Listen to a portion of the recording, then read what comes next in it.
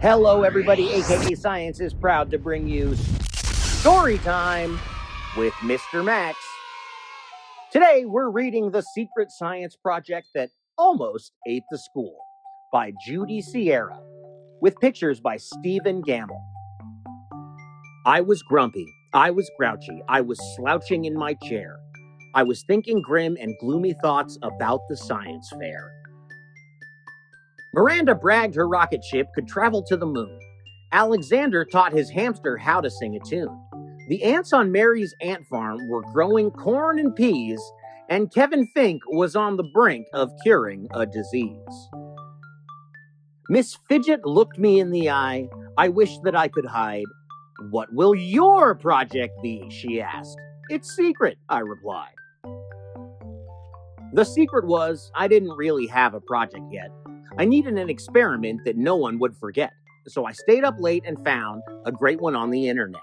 A science project fully guaranteed to win first prize. A substance so amazing judges won't believe their eyes.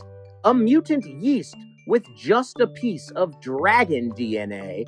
Professor Swami's Super Slime. Order yours today. I sent the money instantly, then early Friday morning, a box appeared. It looked so weird, with big green letters, "Warning! Your super slime is sensitive, so handle it with care. Keep it safe inside this box until the science fair. Then feed it sugar till it swells 1,000 times in mass. Stand back as it erupts into a harmless cloud of gas." I popped the lid and gave the slime a teeny tiny poke. It started getting bigger. It growled and blew off smoke.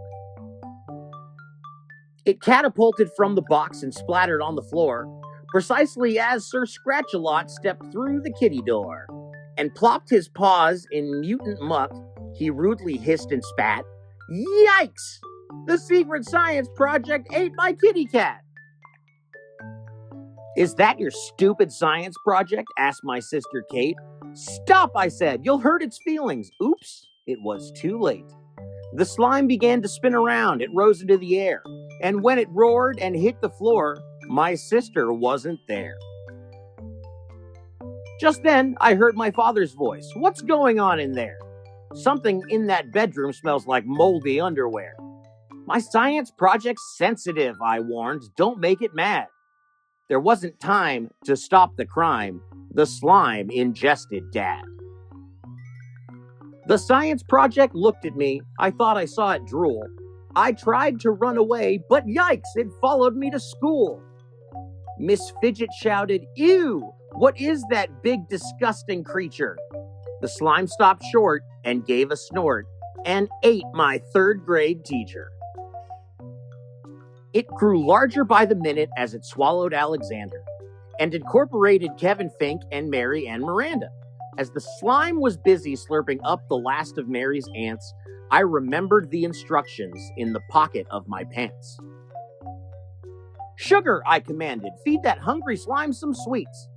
Kids reached in their backpacks. Soon the air was filled with treats. As donuts flew, and cookies too, and candy bars and gum, the bloated blob was quick to gobble every single crumb. I shook a can of soda pop and sprayed the growing slime, till I could tell that it had swelled at least 1,000 times. "Now everybody hide," I screamed. "Ka-flaz, ka-flam, ka-flew!" It vanished in a stupefying burst of CO2. When the dust had cleared away, my dad was up a tree. My teacher dangled from the roof. We were all on TV.